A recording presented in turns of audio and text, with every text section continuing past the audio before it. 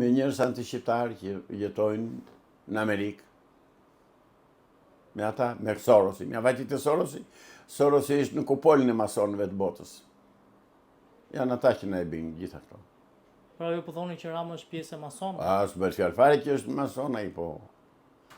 Nuk merr dot pushtet, jo në Shqipëri, po në asnjë vend të botës nuk merr dot pushtet pa hedhur firmën te masonët. S'kemi ç'u bëjmë. I bie që edhe Donald Trump të jetë pjesë e masonëve, apo? Se di. Deri tani duket sikur ai po lufton kundër tyre. Deri tani, nga informacionet që lexojmë, Po ka në Shqipëri kush është edhe përveç Ramës pjesë e këtyre strukturave masonike? Po të tërë. Rama, Berisha, Ramizalia, Enver Hoxha, të tërë mason kanë qenë, pjesë e masonëve, tërë të rekrutuar për atyre.